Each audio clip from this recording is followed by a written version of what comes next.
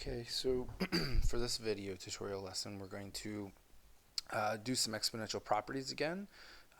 In the last video I talked about the product rule and the power rule. For today's video, we're going to focus on the quotient rule, and we are also going to focus on the exponent reciprocal rule, otherwise known as the negative exponent rule. So if you notice here that there's a fraction, so that's kind of this idea of the exponent reciprocal rule and the quotient rule. So these two, the quotient rule and the negative exponents, they kind of go hand in hand, and the reason for it is because the quotient rule is a subtraction property. So the quotient rule states that if you have any base in a numerator and denominator that is the same, you can take their exponents and you can subtract them. So now what's important here is the order. The order is the numerator minus the denominator. Okay? Now, sometimes when you do a subtraction problem, for instance, 2 minus 3, you get a negative value. So, negative values, unfortunately, in the world of real mathematics and not applied mathematics, in real mathematics we don't like to use a negative exponent because by definition in real mathematics we define an exponent as the amount of a base something is connected by multiplication. So unfortunately in the real world, okay, you can't have a negative exponent. It's a contradiction. So we came up with another property, which I will demonstrate for you where it comes from, which has the reciprocal. Okay, so let's go ahead and get into some practice here with the quotient rule and the negative exponent rule. Okay, so first off, let's just look at the quotient rule from the get-go. These problems will not involve negatives, it's just getting in the habit of practicing the quotient rule. So the quotient rule states that if I recognize that my numerator and my denominator have the same base, so for instance in example A, that's x over x, that I can take that base and then I can write the new exponent as a subtraction problem of the numerator, so the quantity of the numerator, minus the denominators. So again, the quotient rule allows me to rewrite their exponents as the same base with their exponents as a subtraction problem. So now x to the 7 minus 3 becomes x to the 4th power, and we're done. No issues there. 4 is a number that you can explain in the real world. Okay, B. So let's take a look at B. So B, okay, so first off, B now places with it what we call a coefficient. So now remember, this is a quotient rule. It is a quotient rule is a rule for exponents. 10 and 4 are not exponents. What they are called is coefficients. And coefficients are numbers that are in front of a variable. So this is not the rule of coefficients. What you need to remember is that coefficients always follow the operation that's in the problem. So the operation in the problem is division, so 10 divided by 4. Okay, we can't do that evenly, so we think of this as a fraction, so we reduce it. So 10 and 4, okay, can both be reduced by 2, so 10 turns into 5 and 4 reduces into 2. So what I now have is I have 5 halves. Okay, so there's the start with the coefficients. Now I switch over to variables. Okay, so the coefficients follow normal simplifying. Now I switch over to the variables, and the variables are both x's. So what it allows me to do is to write an x, and then what I can do is I can take their problem, okay, and I can take their exponents and I can write them as a subtraction problem. So I take the numerator, 2, and I subtract from it whatever the denominator's value is. The denominator's value is 1, so I subtract 1. And what I'm left with is 5 halves x, and the final exponent is whatever 2 minus 1 is. Well, 2 minus 1 is 1, and now we don't write an exponent of 1, and I'll explain that on the next slide, but we don't write an exponent of 1, so I'm just going to leave that as 5 halves x, and I'm done. Now, some teachers, okay, may have you write this differently, just so you know that sometimes teachers may write the same exact answer as 5x over 2. Which is legitimately an okay way of writing it. I'm just leaving it as 5 halves x because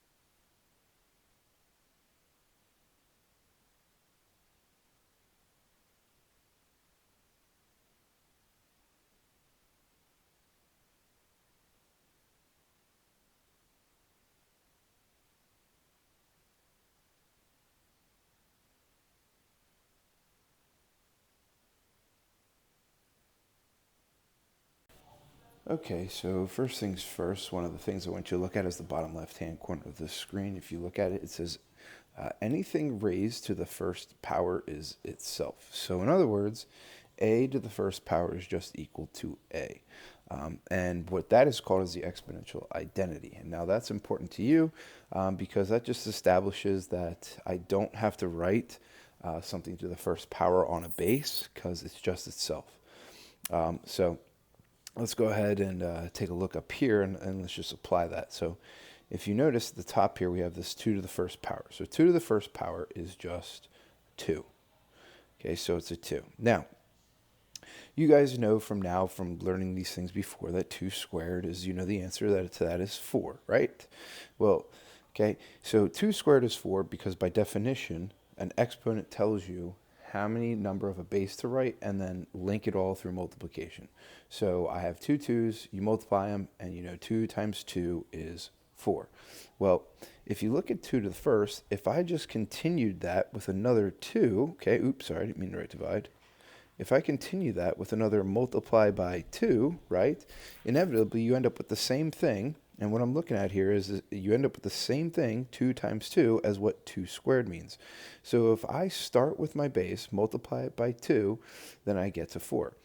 Okay, so moving down this row, all right, I would just continue to multiply by 2, and that would get me to my next number. And what that does is just increases the amount of 2's that I have multiplying in a row. So now the thing what we're trying to obtain here, though, is we're trying to get to the understanding of a negative exponent. Well, if the pattern is increasing the number of 2's by 1, okay, if I go the opposite way, it would mean that I'd subtract 1. So 2 minus 1 is 1, and then 1 minus 1 is 0. So we get to the thing with the 0 power, which is good. We're heading towards a negative number. So, well, how do I reverse my pattern? Well, if I'm multiplying by going one way, I reverse it by doing division. So in this case, I could just say, okay, well, so from here to here, I could divide by 2. And then you've learned throughout the years of your studying that anything divided by itself is 1. And this is an important property because what you'll have is, because the identity property down here below, that it doesn't matter what your base is, okay? If you raise it to the 0 power, it means that at one point there was 1 of it, and you divided by itself to get to 0. So that's why anything to the 0 power is 1.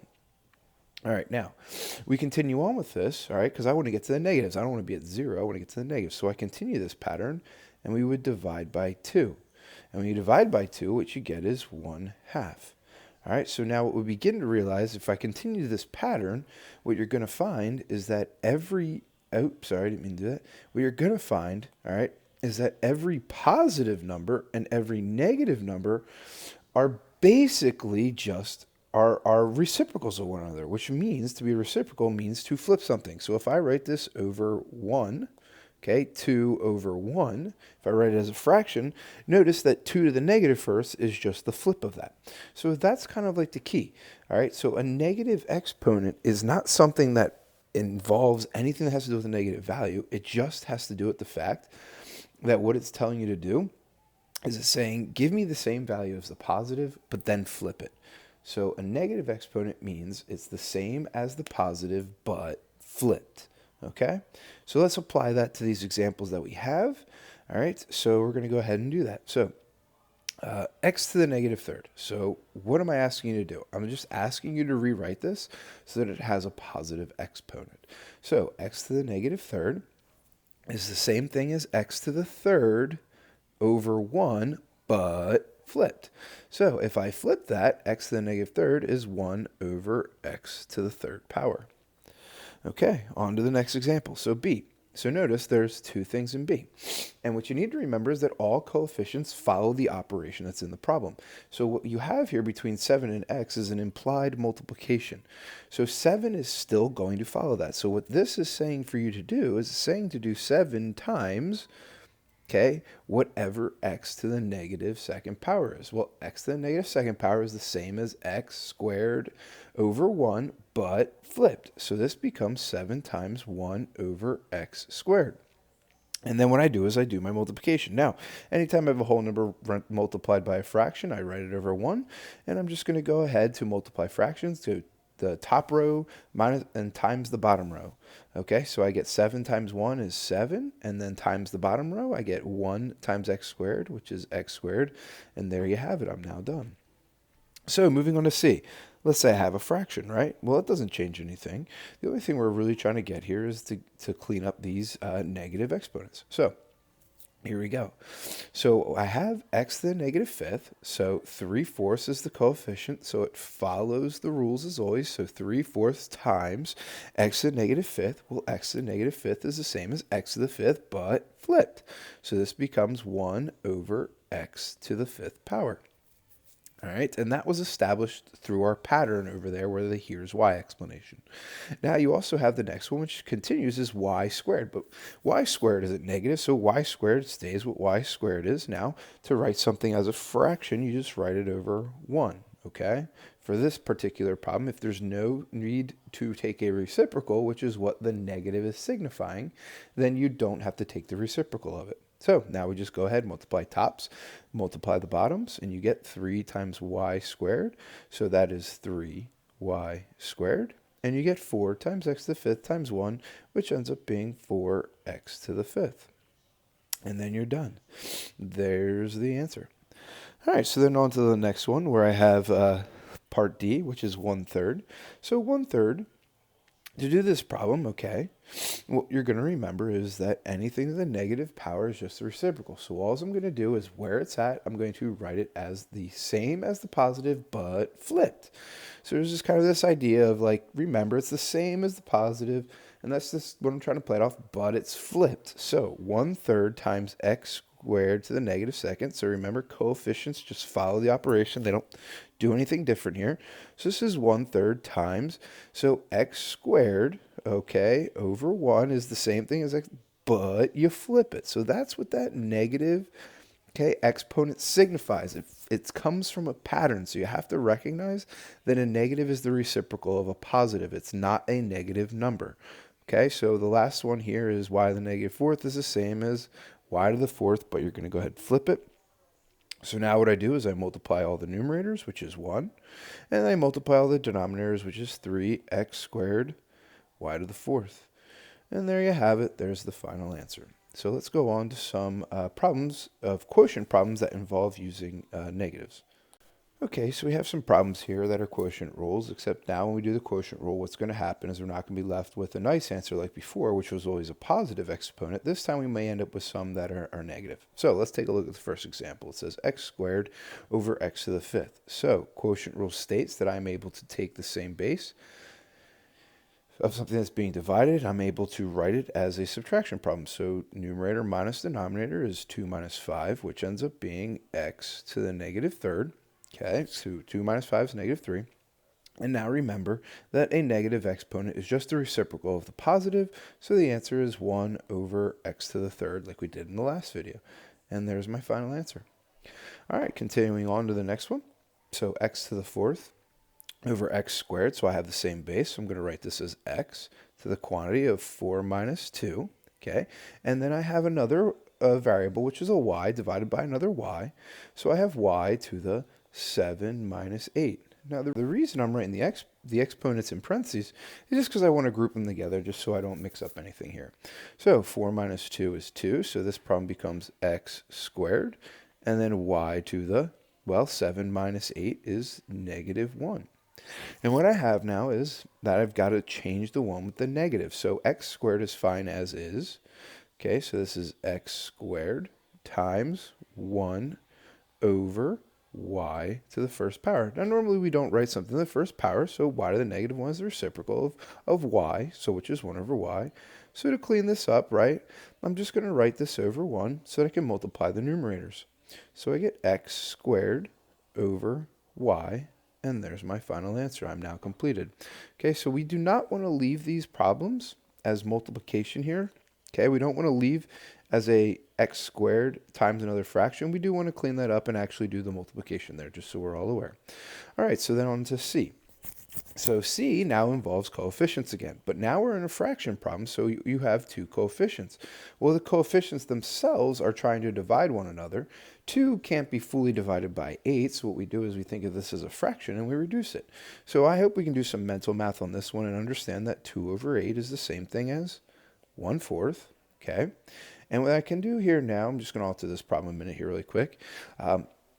So what I can do now is I have 2 over 8, all right, which reduces to 1/4. I have two x's here that are subtracting, so I have x.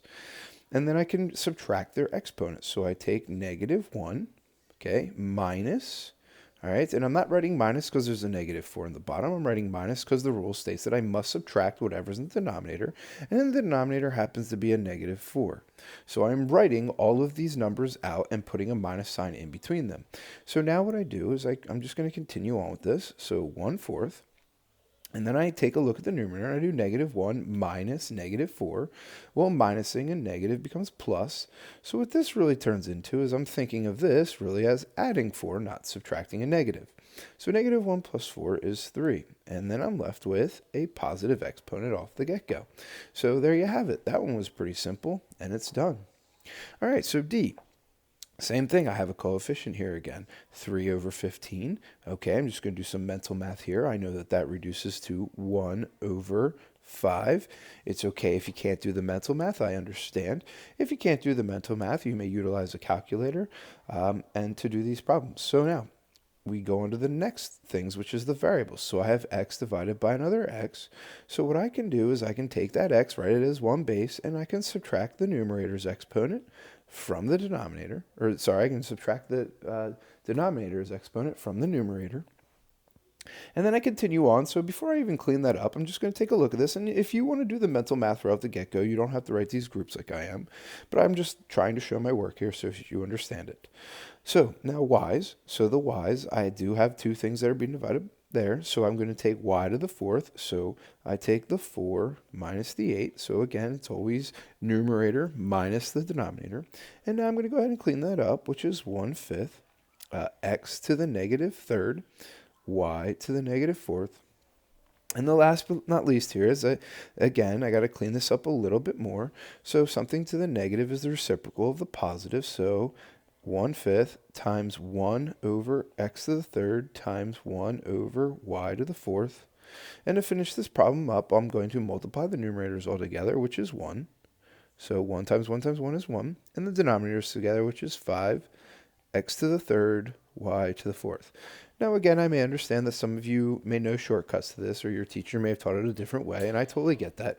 But the purpose of this video is to utilize the quotient rule to finish up the problems that we're doing. So I actually want to show the quotient rule, not just cross things out. Okay? So I hope that this is helping, but we're just going to now give you some example problems for you to try, see if you understand it. Okay, so here's some practice problems for you. There's 5 of them here that if you're in my class, I would like you to do these problems, take a picture of them, and then submit them through Google Classroom, and then I'll give you written feedback on how you did. So I hope the video explanation before was helpful, but anyhow, let me know because I would just like to, if I need to explain more, or if you'd like to do a virtual Google Meet, please let me know. I'm happy to do so.